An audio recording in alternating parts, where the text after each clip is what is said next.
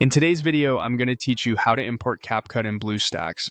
We'll cover two straightforward ways to get Capcut running inside Bluestacks 5.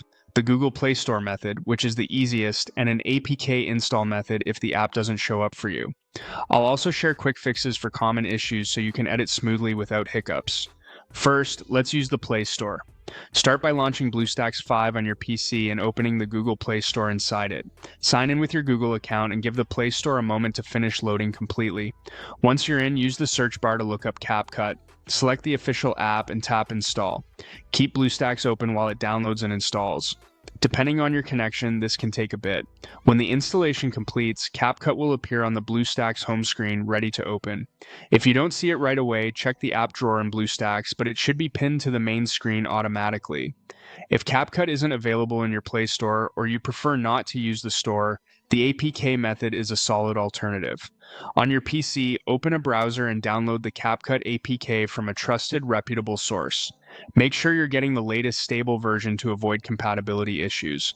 Then switch back to Bluestacks. You can either drag the APK file directly into the Bluestacks window to start the install automatically, or click the Install APK button on the Bluestacks sidebar, select your downloaded file, and click Open. Bluestacks will handle the rest and place Capcut with your other apps once it's installed. If you run into problems, here are reliable fixes. If Capcut doesn't appear in the Play Store, it's often a region issue with your Google account.